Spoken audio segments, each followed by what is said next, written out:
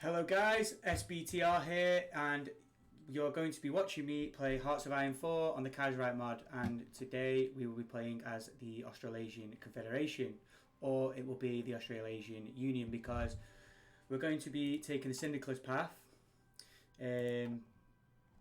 Basically something that I'm actually quite interested in, to play a bit of a low-key role in the war, with the potential to obviously grow in the East Indies. But we'll have to see how that goes. This will be replacing my Mateng playthrough, so Total War Three Kingdoms, if any of you are bouncing off that onto this. Basically, it's just not been getting enough views. So another disclaimer, obviously I am still pretty new to the Kaiserreich world. I do have a Union of Britain playthrough, but I did actually record 2 hours worth of material on this, and it was going quite well. But then when I decided to watch back my video, I'd been recording without my mic on. So just an amateur YouTuber mistake, really. I don't know what happened, but it does mean that I do have a plan of how to deal with the initial stages of the game. So first of all, we will get all of our troops and we'll band them all into Australia. So here I'll do for now. We'll have a look at our divisions, because yeah, these are an artillery division.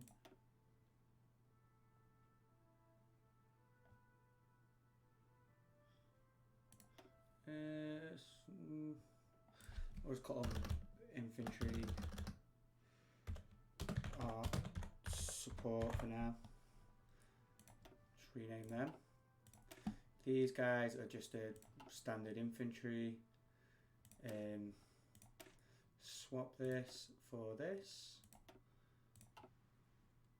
and I think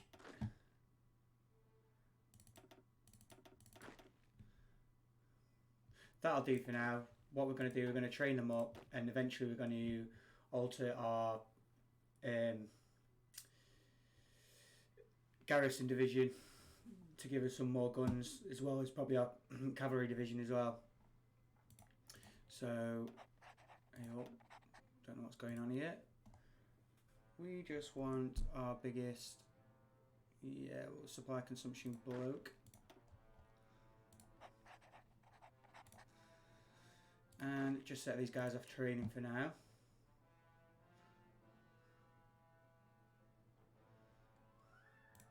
And that shall do us. Research. We'll just go for the standard. Now, as you know, if you've watched my Union of Britain playthrough, I do like to get as far down this tree as I can. And probably before we do State of Economy, because that gives you 2 times 100% industry boost. So, okay.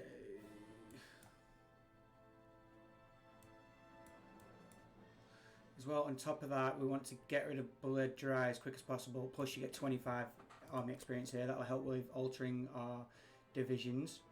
So we're going to go for that.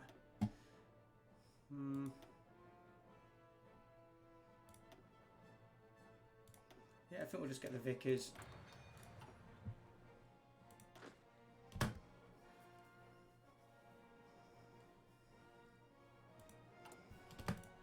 Civilian factory wise, now let's have a look, because this is where I made a mistake, a bit of a mistake last time.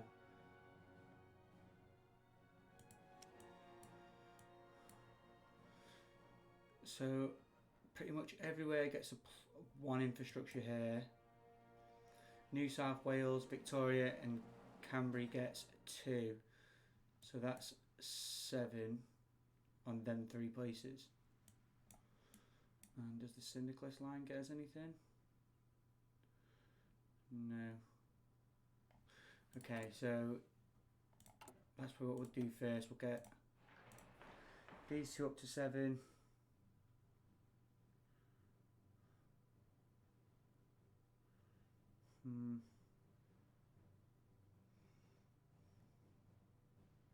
And that'll do for now. Dockyard wise, just want to build convoys, as many of them as we can. We don't have the resources for any of these. Literally all we've got is steel and tungsten, so, and a little bit of chromium. So that is what we'll do.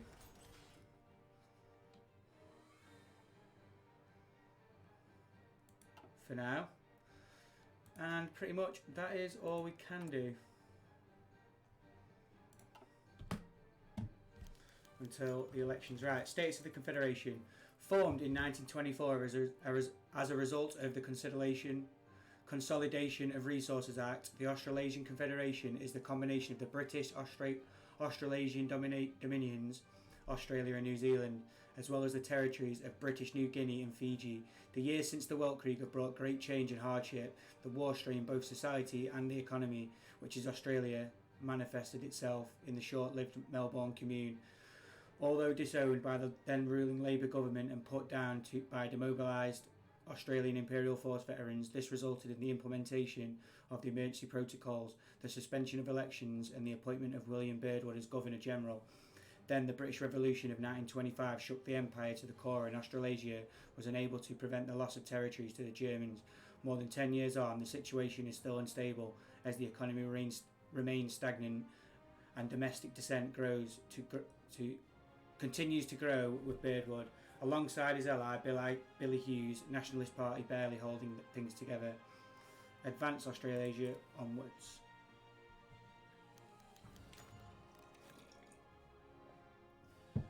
The oncoming elections. Elections in the Antipodes were suspended by the emergency protocols enacted in 1923, which also led to the dissolving of the autonomy of the separate New Zealand Parliament. However, elections are now set for March this year after Stanley Bruce successfully campaigned for their reintroduction. Governor-General Birdwood was forced to make his concession when Bruce defeated Hughes for the leadership of the Nationalist Party. Bruce's decision not to act as unelected Prime Minister resulted in the expulsion in his faction from the Nationalist Party and Hughes' recall as MP. However, the public would not accept the government reneging on its commitments. Australasia can ill afford a repeat of 1923 as the spectre of Melbourne remains fresh in the minds of many. We have to give way to change. Assassination of President Kerensky. Kerensky has been shot and killed while on the way to the Senate. The assailant was taken down by the police, but the goals and intentions of the attacker are unknown. Despite his massive unpopularity growing among the Russian people due to botched land reform and ineffective rule, Kerensky was nonetheless able to hold the country together for years, and his death has thrown Russia into chaos. The senators are already discussing a possible replacement to Kerensky. New coalitions are being formed, both between the left and the right, where military men like Vrangel and Koronov are just one step away from intervening to dissolve the democracy to save Mother Russia. How about Barrick?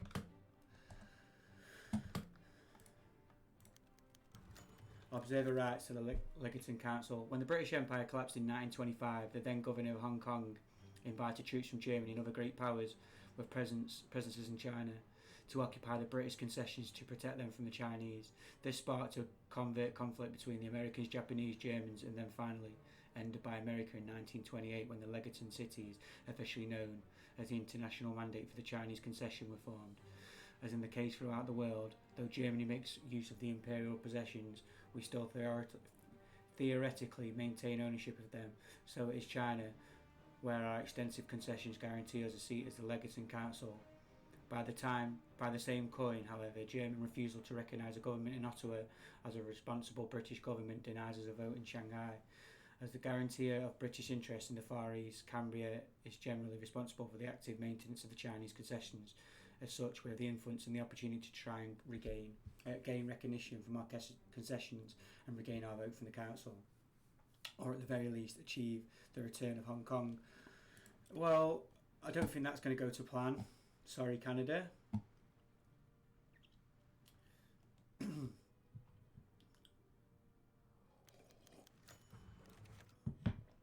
Australasia Day. Today the nation is celebrated in the Confederation of Australasia, and while the Confederation was not voluntary, having been initially formed by the British invocation of the Conservation and Resources Act in 1924, it still has brought many benefits to both Australia and New Zealand, or such is the common belief. Crowds are lining the city streets from one side of the country to the other in order to celebrate the occasion. Oh good. So the Legaton cities, we do have an non-aggression pact with them, and we are also guaranteeing them,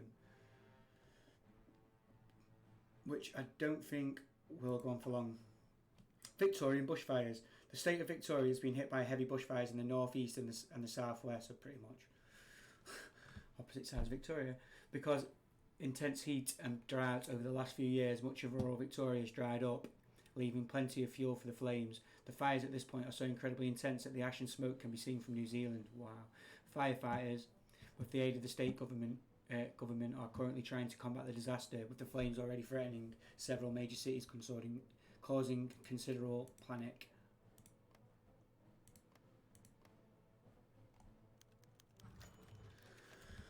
The passing of King George V. The ousted King of Britain, George V, has finally succumbed to the illness that had plagued him since the revolution swept through the Home Isles. His son, Edward, has ascended the throne of the British Empire, including that of the Australasian Dominions. While many in Australia mourn, there are others for whom the King's death has resurrected memories of the Weltkrieg and the disaster of Gallipoli in particular, and they have taken to the streets to demand a separation of the nation from the British Crown as well as the Entente Alliance. Okay. Interesting. The Totalist Charter. Mussolini, Valar and Ultramare and others interested parties arrived in Birmingham today to discuss the common ground. It has been agreed that Maximism, Surrealism and National Syndicalism all share basic principles in the state primacy in the social struggle, the role of national identity within the state and the importance of the strong central authority to preserve the build socialism. The Charter also claims the socialist state is in the final stage of human development and that democracy is not necessary to achieve socialism. These statements have drawn great criticisms from other socialist factions who give them the name totalism as a play on totalitarian socialism, which has been eagerly accepted by Mosley, who added it to the manifesto's name, attributing to the total commitment to socialism. The people must rejoice the madness. Edward VIII crowned the King of Great Britain. George V, the last King of Great Britain and Ireland to have ruled the home islands themselves, has passed away in exile in Canada. The first Windsor King, his reign shall be remembered with sorrow and sadness, as during it Britain lost both the Weltkrieg and its homeland. The crown was inherited by Edward, Prince of Wales, who now styles I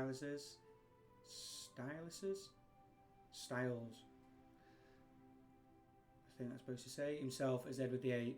King Edward is a vengeful and ambitious man and not on good terms with Prime Minister Mackenzie King. He lives on the goal of avenging his father and reconquering the British Isles, and thus is quite popular among the British exiles in Canada, among others. Interesting. Bushfires finally extinguished. The fires in Victoria have finally been extinguished, thanks to the efforts of local firefighters as well as overdue dense rainfall. This victory has come at the cost of 71 lives, over 1,000 homes destroyed, and the burning of almost 135,500 hectares of land. Currently, Judge Leonard Stretton has been selected to lead a royal commission into what led to the disastrous fires. Though many suspect farmers or graziers in rural areas to be responsible due to their long-standing practice of burning brush to clear new lands. Well, at least the worst is over. Damn farmers.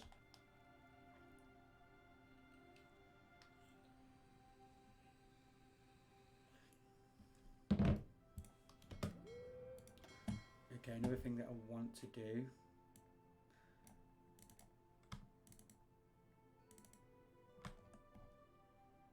is you guys can split off, please.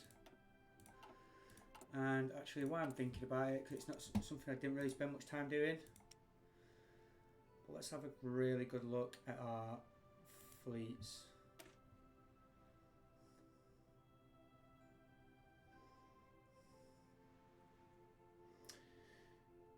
So you need sonar as well. You could do some more anti-submarine.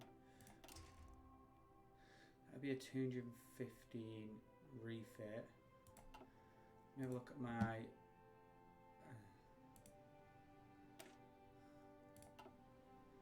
believe it's the Albatross, isn't it? Yeah, so this would be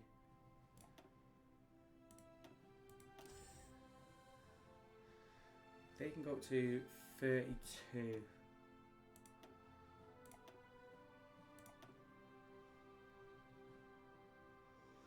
Probably do want to put some depth charges on there. But regardless, these are going to be our spotting things. It cost me 2,800. Why? Whoa, the engines are expensive. It's like nearly as much. Wow.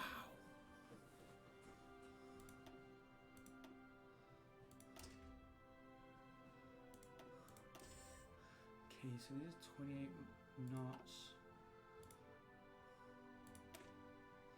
These are 34.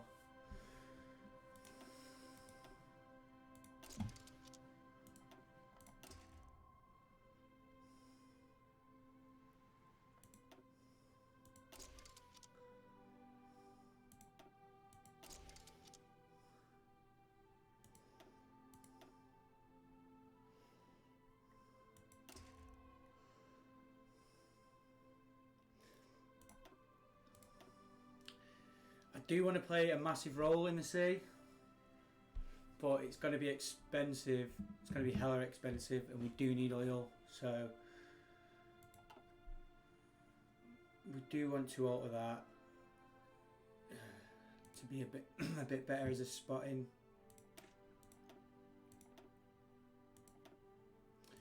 You are 100% going to be that. You are just poor all around, but you're fine as a screening ship. They cost 2,846. How's that more expensive?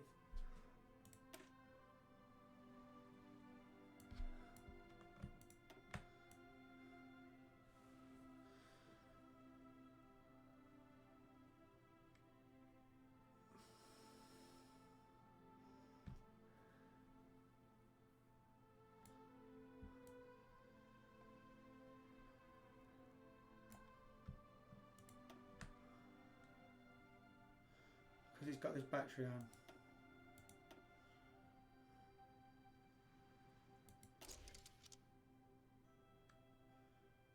Got to be. It's got armor 1, so that would be 2,846.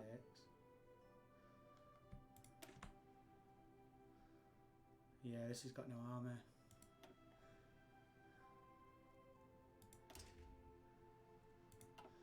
God, they're hella expensive. That's also expensive. Pretty expensive. Coastal defense ships. Are these just faster, maybe? No, they don't have the range. Okay. Our cruisers are very poor, which I would expect anyway.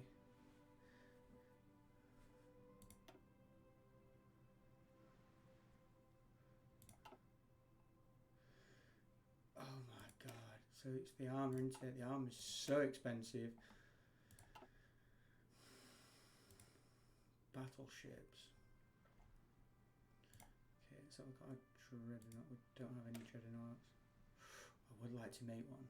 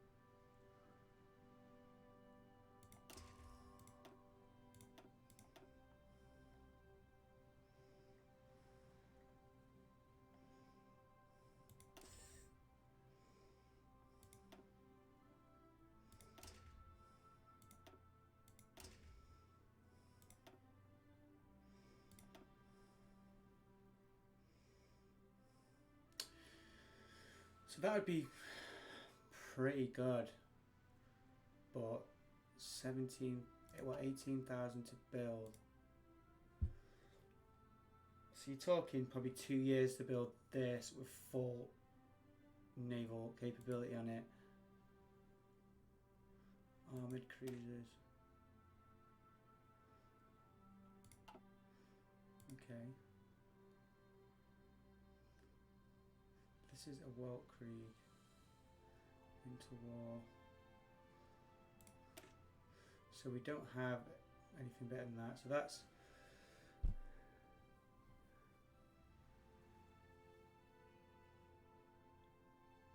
26 armour, 27.7, 26 armour, 28 heavy attack, 32 heavy person, 25 armour. Pretty similar. This is faster.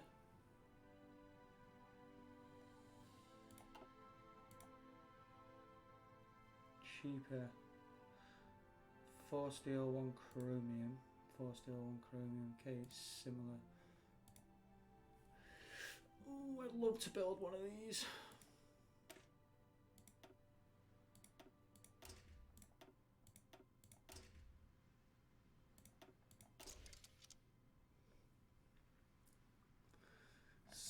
Deck size, 60 deck size, max 60,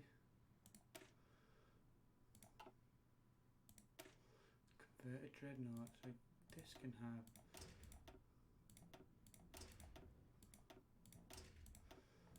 okay, we can get 100 on this.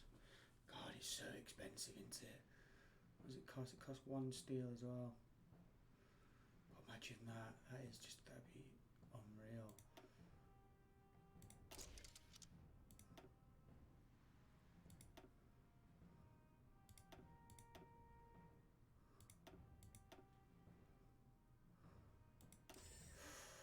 $18,000. Oh, I really want to experiment with this. I love the naval warfare in here. So we do have one of them cruisers. So you can come off as well.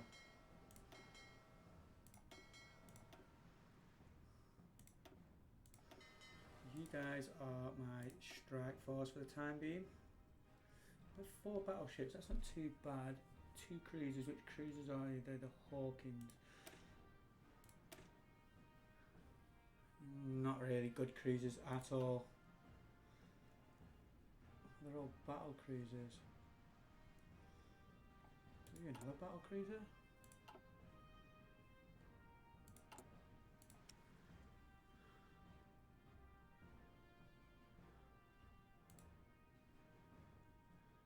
Nelson Rodney.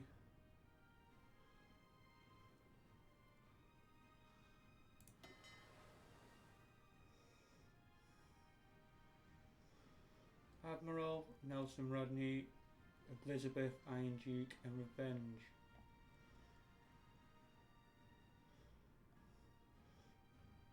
Admiral, Nelson Rodney, Elizabeth, Iron Duke and Revenge.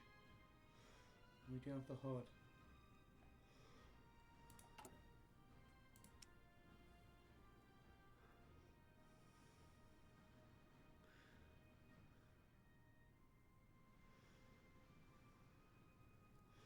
So you are my HUD, right?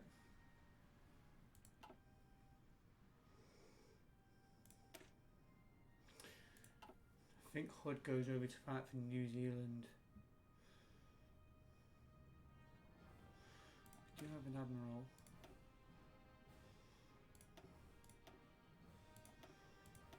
Really?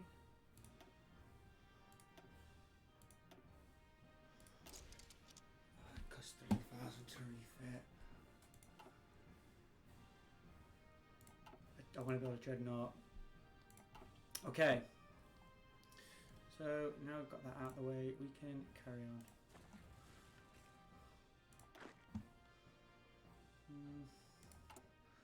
Probably just want to edit this to for God's sake. update that. I think I'm going to just disband that because I have read online that New Zealand will spawn with a lot of them, which doesn't really matter because my plan is to weather the storm, a couple of naval invasions, and then counter New Zealand. Who cares about Afghanistan?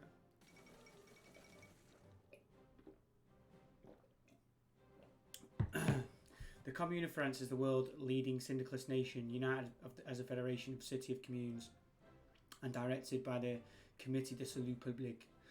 The chief executive ever since its inception. However, the second commune was not uniform in its policy. Numerous factions arose, each one with their own ideas of which path France should take. As the time for revenge against Germany and the World Revolution closes in, the CGT election of 1936 is set to be very important. It was so important, in fact, that none of the four factions could acquire a majority. Much like before the election, a coalition must be found. But how? Will this change the shape of the commune's politics? Only the men of CSP itself know. Interesting.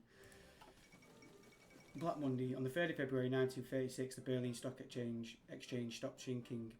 It plunged, fueled by the instability of the market panic. Selling erupted as soon as the stock market opened on Monday morning. It took well into the night for the teleprinters to stop sputtering out the results of what became known as the Black Monday. When the results had been analysed, it was clear that the situation had only got worse. The shock of the unprecedented economic catastrophe will no doubt be felt over the entire world. The German Golden Age has ended, for now at least. Mein Gott. Mein Gott.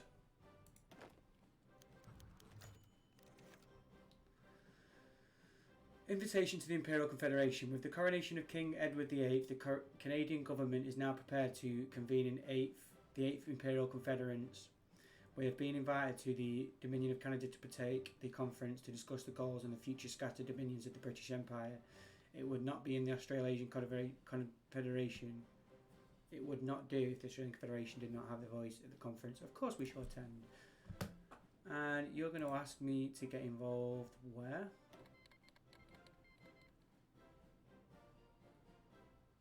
And I'm going to kindly decline. The Russian Republic declared war on the Russian Socialist Republic. Okay, this is the first time this has ever happened to me. Radical Socialists.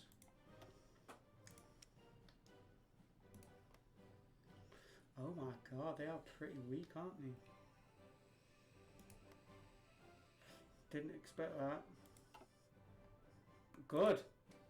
I've not actually had this happen.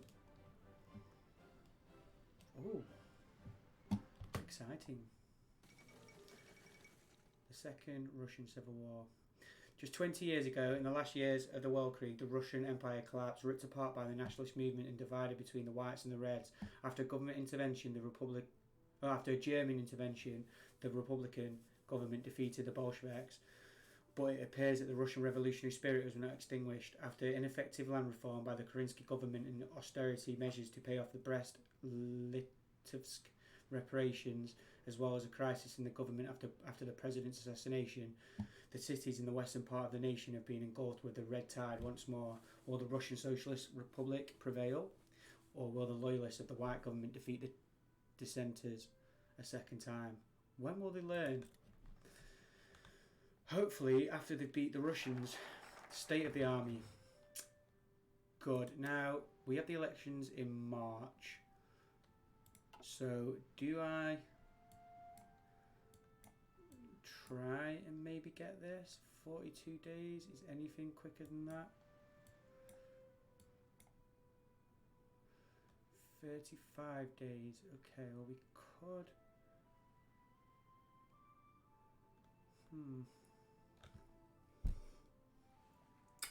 potentially get one of these. Support artillery we don't need. I would like to go for this, but I don't think we have 45 days, so let's clarify the Anzac for now, please. And of course now we can edit our divisions, so we're going to edit you and save. And we are going to edit you and save.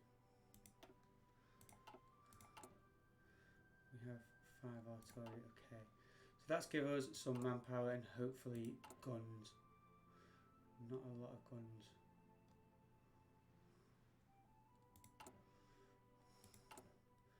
But of course we want to, we've only got 3. We have 5 of you. Do we? Okay, I think if we swap these over to the garrison troops, that's not done us any favour. That gives us that's enough to defend this coast.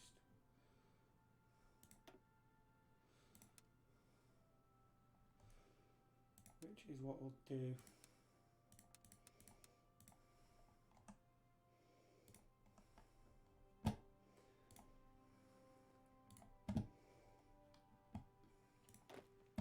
You four, however, are going to defend Calabria.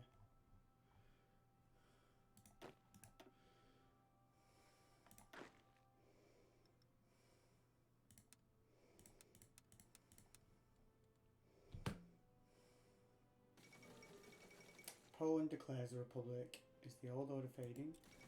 Looks like it. Austrian influence. The Austrian Empire withdraws from Italy. It's clear that the Black Monday was hit by the Austrian Empire hard. The Austro-Hungarian Reichskrieg minister today announced he was recalling divisions stationed in the Italian territory, unable to afford the financial burden of keeping them safe from the Social Republic of Italy for good or ill.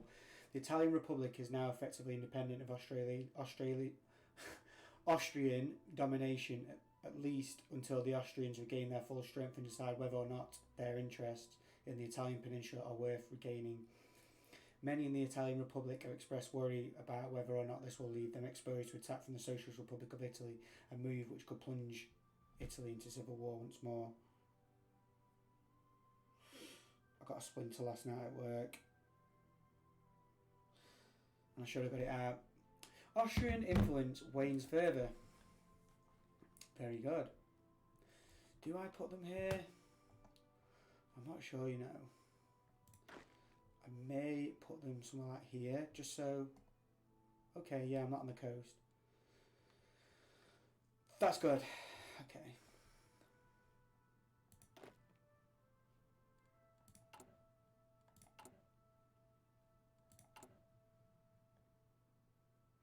Okay, so we do have 1.5k. So we have 8. Which means that we can now train us some cavalry divisions, potentially.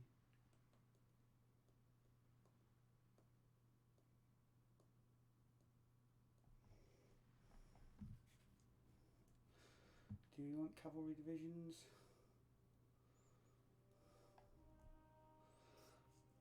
Okay, well, I'll tell you what we do want pretty soon. We want Marines. So this is what we do. We basically weather the storm from the Entente until we have taken out Bled Dry. So, sorry, we've got the war effort. Does not have conscription law, volunteer only. How do we get rid of that as well?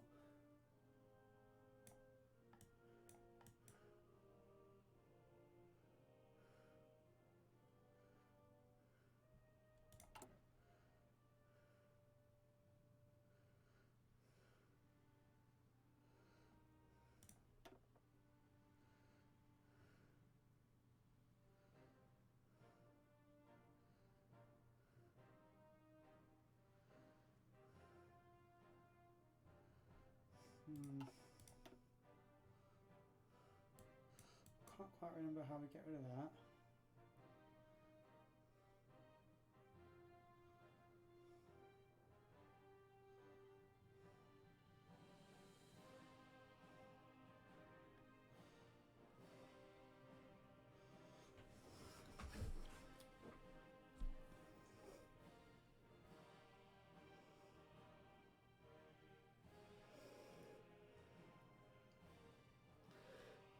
Economic depression, is that it?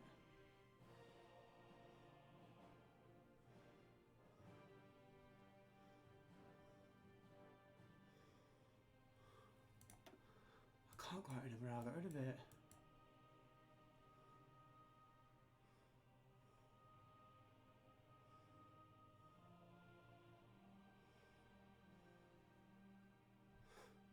Maybe just get rid of it. Sure, I had to do something. The Special Confederation of the Labour Party. Today, the Australasian Labour Party convened a special session in Sydney where the former Premier of New South Wales, Jack Lang, was readmitted into the party after having been excluded for 5 years. No, he said bloody exterminated. Lang originally left the party and formed his own due to disagreements over the leadership.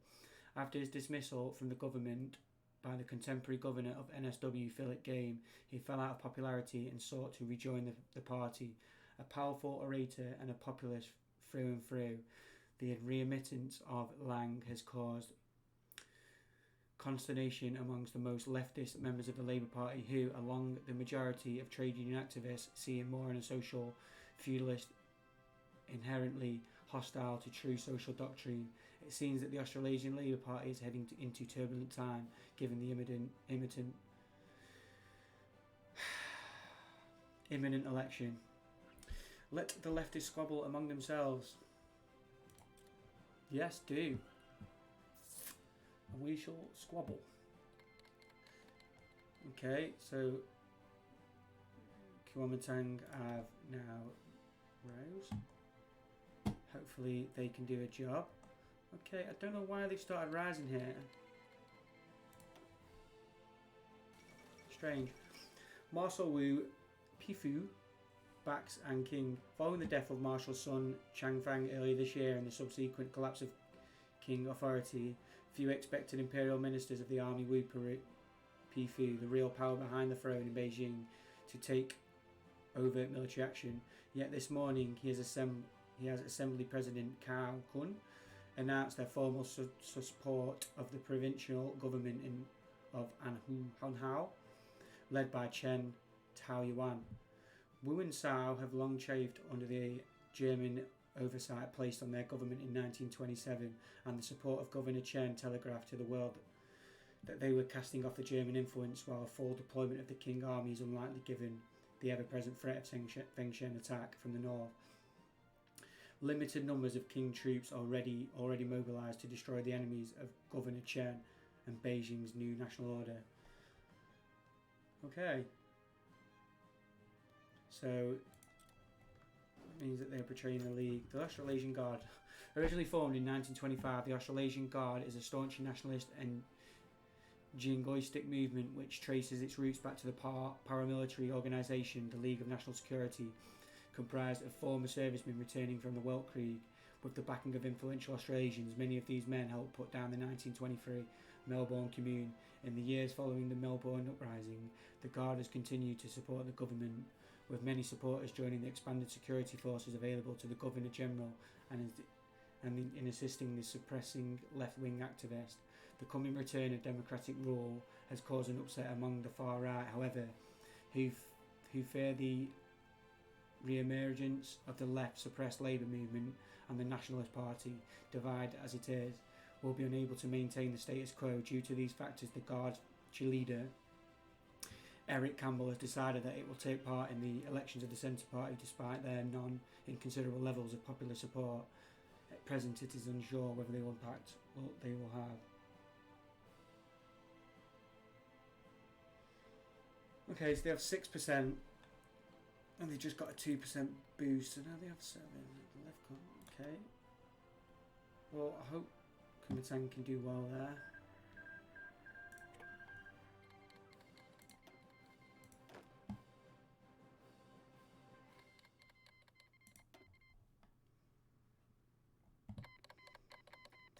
War all over China.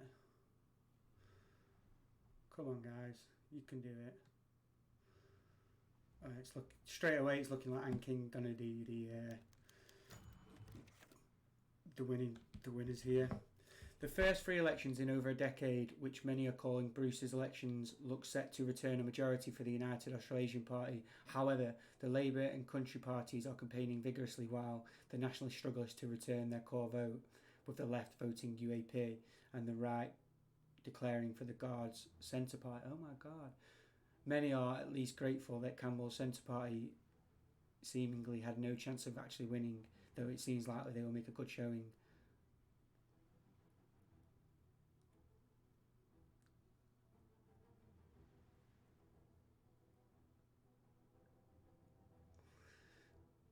So, market liberalism, social democracy, or social conservatives?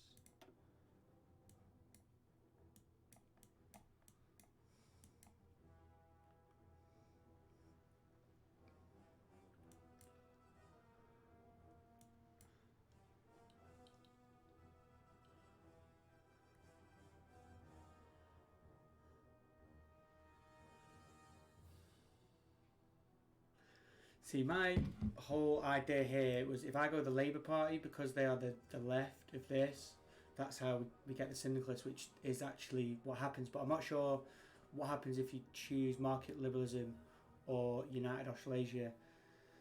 So, because you can also be paternal autocrats, which I'm guessing the UAP is who's in, right?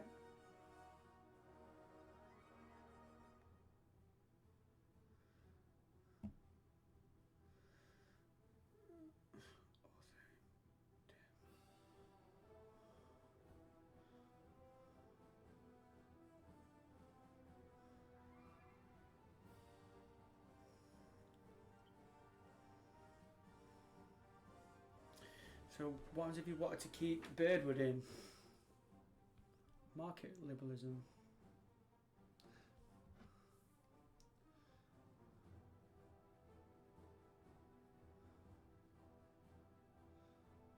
So what is market liberals? Isn't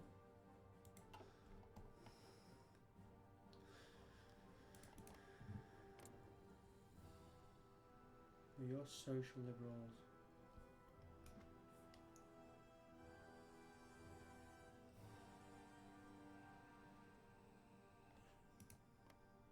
Okay, Canada are market liberals.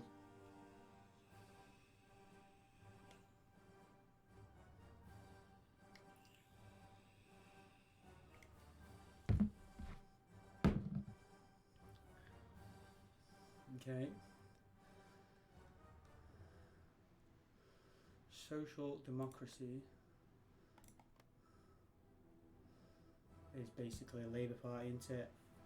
And social conservatism, they are conservatives. So we'll go Australia Labour Party. I don't know what the other two do. I think I might just have a bit of a test run to see. The Australasian Guard and the election. The Australasian Guard has emerged from the election far stronger than when it went in. Eric Campbell's Centre Party, while failing to take many parliamentary seats, did manage to secure a large percentage of the popular vote, mostly at the expense of the Nationalists. Right, okay. Despite this, the lack of the coherent strategy as well as the hostile media representation were clear hindrance. See, well, I thought they was nationalists. I thought national populists.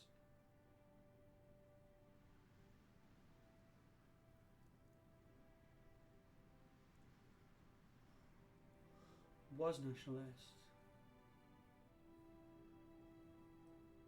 The fascists, aren't they? Of democracy. Okay, oh dear. Syndicalists have 11%. The ACT makes its move. The Australasian Labour Party National Executive met today in Canberra after being swept into office in an unexpected result. John Curtis now has to decide which direction to take the party and the nation. However, there is a schism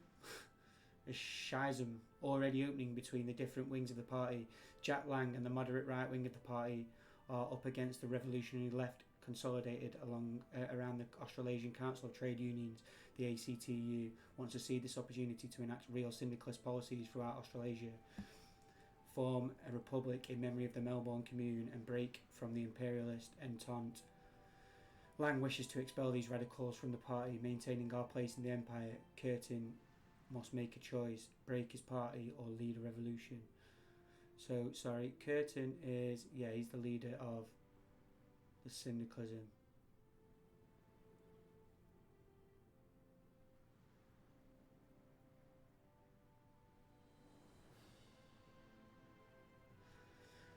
See, we could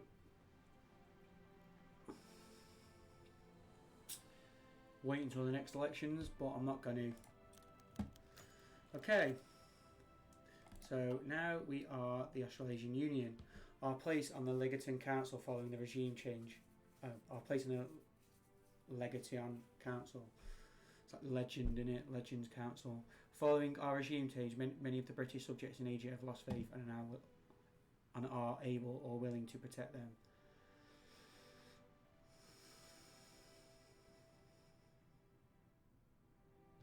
So be it. Victory for the Syndicalists. Okay, and how far off this am I? Just a few days. Okay, so that wasn't so bad.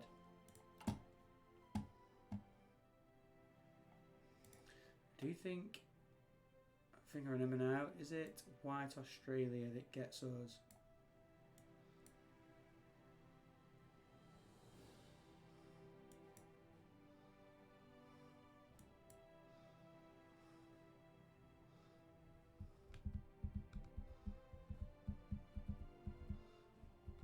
No.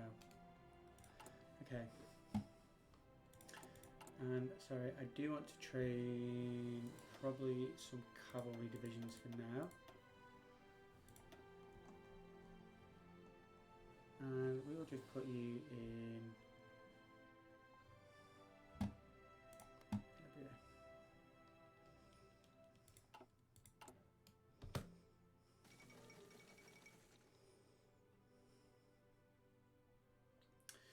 Sorry, what is it we're struggling with?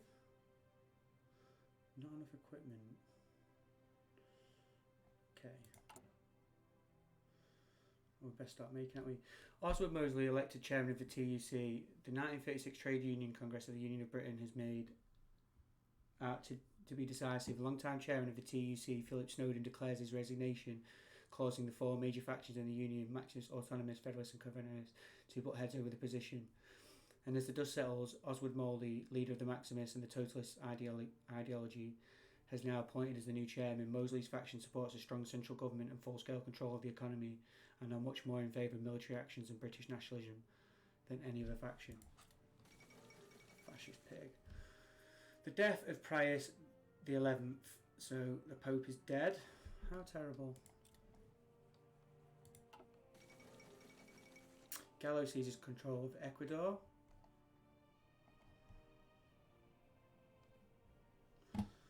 So Ecuador, you are here, right? Gallo is okay.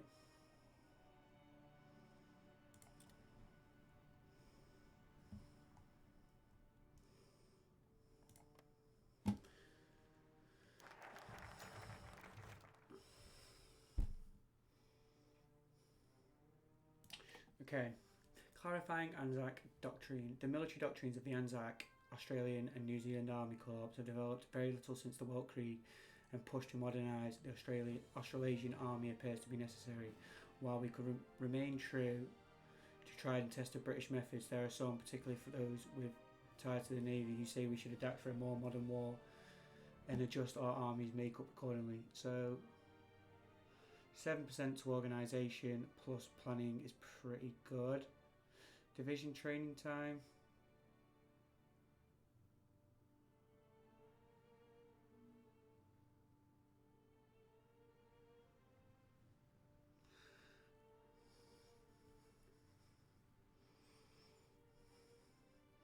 I think we're just going to go for the quality weapons.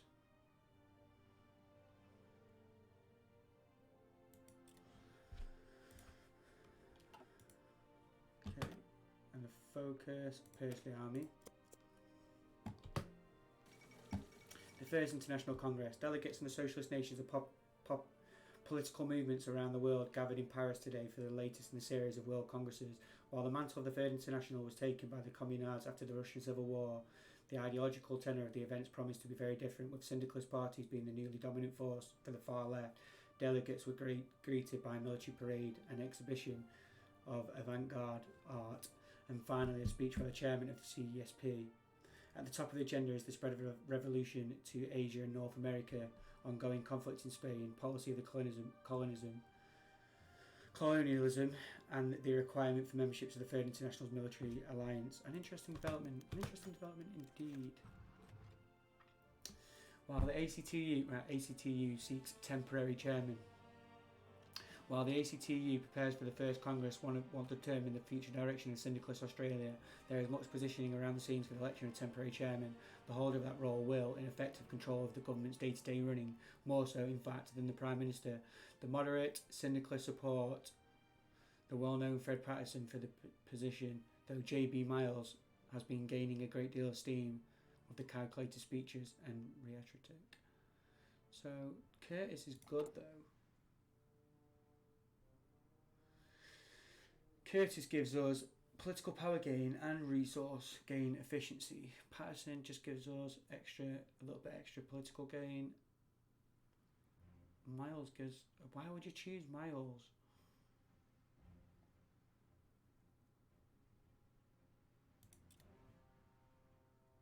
Patterson all day.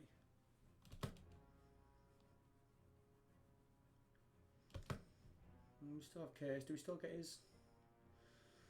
Probably not. Okay, sorry, something that I do want to do now is... Oh, God. Take these off this, because otherwise they'll just start moving around willy-nilly. Do you want your training though, please? As well.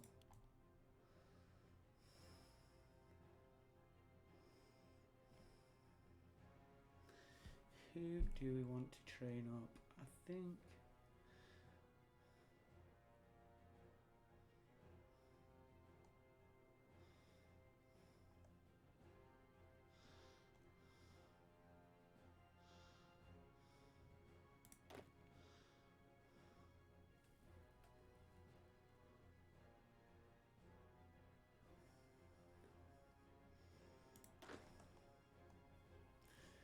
potentially Mackie for now.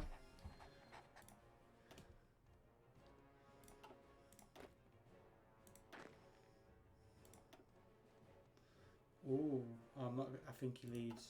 He does leave.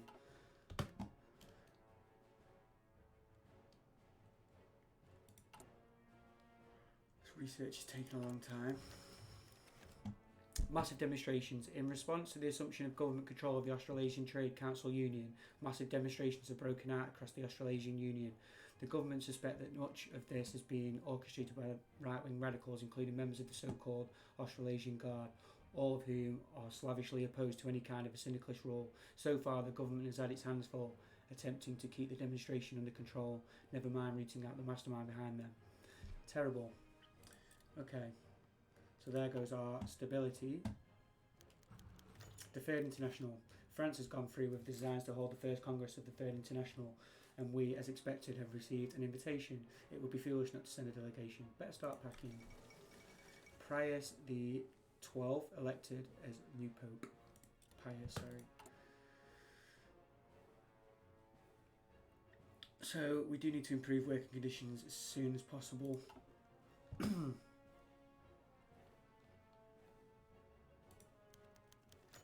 All the delegates have arrived. Head of socialist, syndicalist and Bolshevik parties, head of state and governments, foreign ministers and journalists have all arrived in Paris for the opening of the first Congress of the Third International. It is time to open doors and take stage. Okay. Let's stop you from holding this area, please. You can just chill there where you are for now. The chair of the Comité de Salut Public takes the floor. Now that everyone is assembled and the Congress has begun, it is time to take the stage on open discussion. The Prime Minister took the stage first and discussed the purpose of the Third International. After the purpose of the Third International is made more clear, the discussion will begin.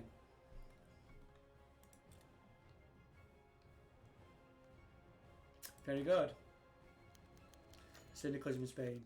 Joaquin Aceso Berdia has taken the stage and elaborated the position of the CNT-FAI in Spain for the Congress. The CNT is the largest syndicalist party in Spain, made up of anarcho syndicalists, moderate syndicalists and trade unionists. The Spanish Revolution has seen the White Terror, violent counter-revolutionary actions taking against the workers firsthand. They have come asking for support for their cause when the moment comes. Of course, Spain. John Jack Reed and the Combined Syndicates. The American journalist, poet and syndicalist activist John Jack Reed spoke to the Congress for an hour and 15 minutes about the crisis facing the United States and the chance for revolution in the Western Hemisphere.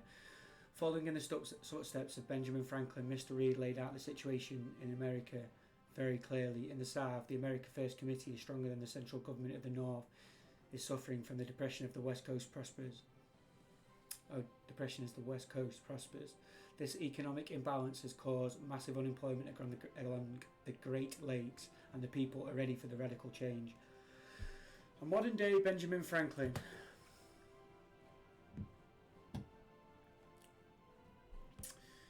Yeah, sorry, if you guys have joined me from my Total War playthroughs and you're not quite sure what this game is, I should have said this at the beginning, and I'm sorry, but basically Hearts of Iron 4 is a World War II strategy game. Absolutely incredible the way it's balanced, and basically between air, sea and land battles. Now Kaiserreich is a mod which is just absolutely unreal. I do suggest that you should maybe have a look at a bit of the lore into the game, but basically it is a world where the German Empire won World War One. So the German Empire won World War One, obviously took over all the British colonies, formed Middle Africa, and then because of this, the main stock market was in Germany. Now this is based on where the stock market is failing.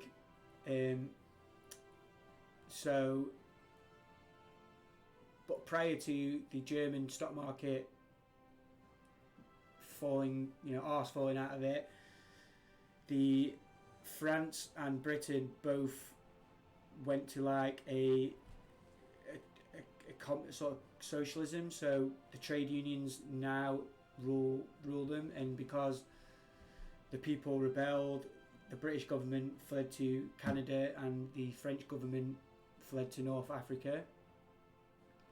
So it's basically about the world where communism is sort of taking over, but they've just done such a great job, a great job of putting it all together. The lore, the backstory, every country has pretty much its own independent focus. So yeah, sorry, I probably should have said that before, but hope you enjoy it. Unemployment and radicalism in Latin America. The Latin American countries were the hardest hit by all the stock market crash in Berlin, and there has been a great awakening among the people. Socialist and syndicalist parties grow larger by the day. Paired with unemployment, we should decide our policy on Latin America, where left-wing radicalism is ripened. Begin to nurture syndicalism in Latin America, of course. First of all, though, we do need to nurture ourselves. Women's role in the worldwide revolution. Today, the British feminist Helen Crawford took to the stage with her flaming speech about the woman's role in the world revolution. According to her arguments, without women, particularly in industry and armed forces, it may be impossible to defeat the many enemies of the proletarists. While our delegation agrees wholeheartedly with her message, some fear that it is yet too early to really push the issue of women's liberation, and that formally affirming the speech is but a needless domestic disturbance.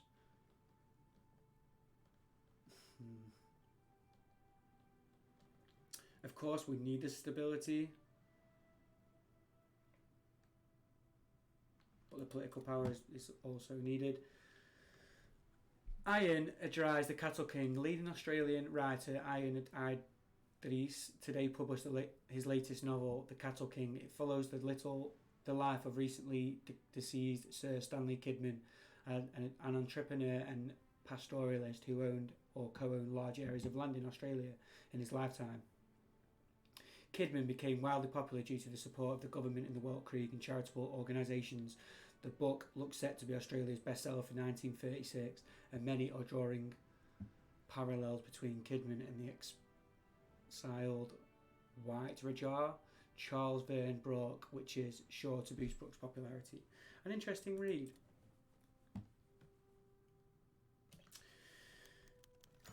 Comrade Sail Mohammed wants to speak. Comrade Sail Mohammed, a prominent Algerian socialist, was allowed to speak before the assembled Congress. He has given a rousing speech of the situation in Morocco and French Africa, while Arab labour is abused and exploited in the benefit of the wealthy and the colonial establishment. Sail urged the Congress to put an immediate stop to the situation. He proposed the creation to the Socialist Anti-Colonial Committee that will work to supply local syndicalist anti-colonial conspirators in North Africa.